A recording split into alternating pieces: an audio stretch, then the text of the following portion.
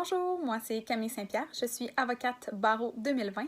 Je suis procureure aux poursuites criminelles et pénales au directeur des poursuites criminelles et pénales du point de service de Rivière-du-Loup.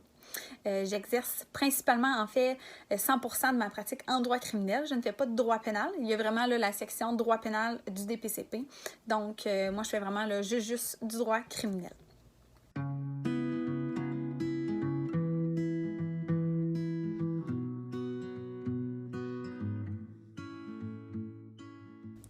En ce qui concerne le processus d'embauche pour être stagiaire au DPCP, c'est que sur les différentes plateformes, que ce soit LinkedIn, Instagram, Facebook et le site Internet, naturellement, du DPCP, ils vont faire un affichage qu'ils recherchent des stagiaires, que ce soit à un ou plusieurs points de service du DPCP. Ils vont vraiment l'indiquer, là, faire un appel aux stagiaires.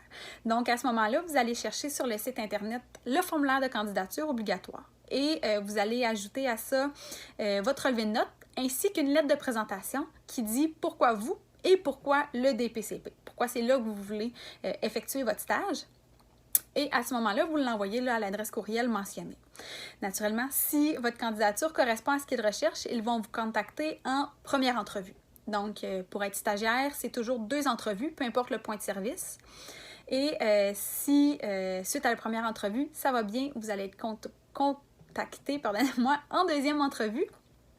Et suite à ça, si vous êtes choisi, vous allez être invité à faire votre stage au DPCP. Si jamais, malheureusement, ça ne fonctionne pas, ils vont quand même vous tenir informé, mais voilà, vous allez être tenu au courant tout au long du processus où vous en êtes rendu et tout ça.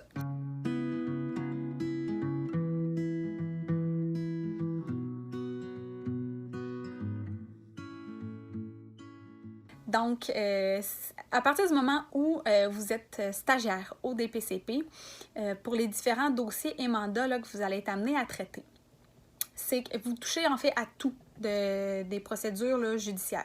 Donc, au départ, là, les 2-3 premiers mois, on va davantage toucher à de l'autorisation de dossier, présentation des faits pour des séances de facilitation dans les dossiers un peu plus compliqués. On va répondre à des requêtes chartes, on va faire différentes recherches. Moi, en fait, j'ai fait quand même beaucoup de recherches pour les différents procureurs du bureau de Saint-Joseph-de-Beauce et de Québec. Donc, on va toucher un peu à tout ça au départ et à partir du 3e mois, on va davantage faire de représentation à la cour en ce qui concerne les procès. Donc, au départ, on va plus faire ce qu'on appelle les journaux à volume, des comparutions, les dossiers quand ils reviennent pro forma. On peut faire plus de petites représentations, mais c'est vraiment à partir du 3e mois en général qu'on commence à davantage faire plus de représentations, que ce soit, comme je disais, des procès, des plaidoiries dans des dossiers. Donc, pour s'assurer qu'à la fin des 6 mois, on est vraiment touché à toutes les étapes des dossiers au DPCP. Donc, on va vraiment voir à partir de l'autorisation jusqu'à la finalisation d'un dossier, que ce soit un plaidoyer de culpabilité ou un procès, plaidoirie et tout ça, sentence. Donc, on s'assure vraiment de toucher à tout pour être vraiment outillé à partir du moment où on va tomber vraiment procureur avec nos dossiers à nous et nos décisions à prendre à nous. Tout au long du stage, on est vraiment toujours accompagné d'un procureur, que ce soit pour l'autorisation du dossier ou les différentes représentations à la cour. On ne peut pas être seul, on est toujours accompagné. Mais en général, voilà, c'est ce qui touche un peu les dossiers mandats, on peut toucher à tout.